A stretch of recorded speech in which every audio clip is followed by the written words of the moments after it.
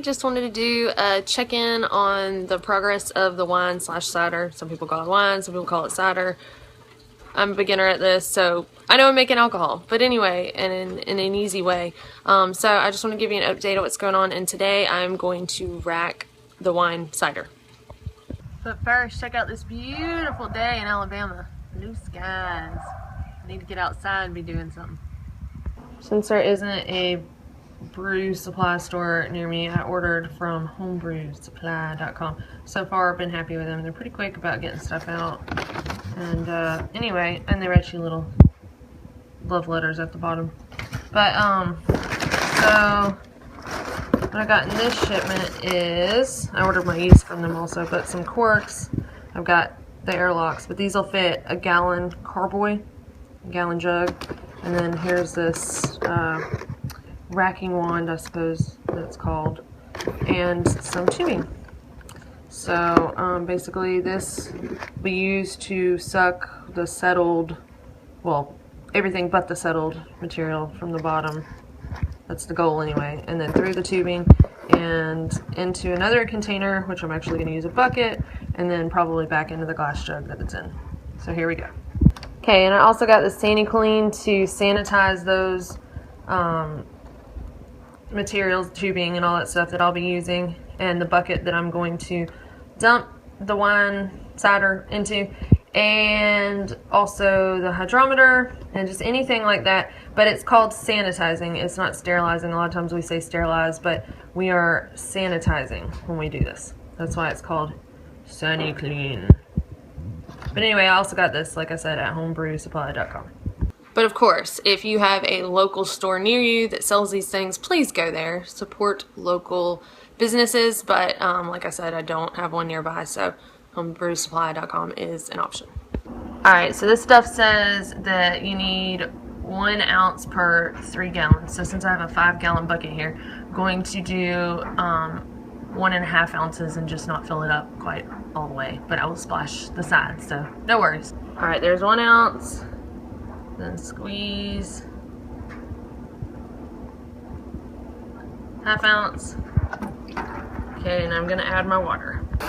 Alright, filling her up. Alright, so after the suds have settled, that's what it looks like. And this stuff will all go for a bath. Make sure that it gets all down in this good. Alright, so here are these guys after a few weeks. So basically they just, I had to burp these. They got huge. They had to be burped every day for probably at least a week. But you can see there are no more bubbles forming in here. So, I mean, pretty much all of the fermentation process, the yeast is all done probably.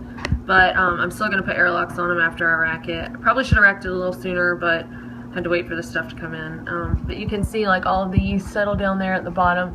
This one's actually the most clear. This one the second clear, and this one you can see is a little more cloudy, but not sure why that is. But that's what I've gotten so far. So anyway, yeah, I'll show some pictures of how these looked like a few hours after starting and then a day after the balloons and everything, so you can see how quickly the yeast started producing gas. Okay, so it's been 3 minutes of contact time and this stuff. It says to assemble some of this wet to minimize contamination. So, and then let it air dry. Alright, so I got all this stuff drying out on some clean towels. Dump the stuff in the bucket. And then we'll be good to go. Alright, so putting the wand down in there, keeping it above the yeast line down there. Here we go. Okay, so got the suction going, down the tubing, into the bucket, and this is the first one. Okay, so now pouring it back in with a homemade funnel that has also been sanitized, pouring it back into the same bottle.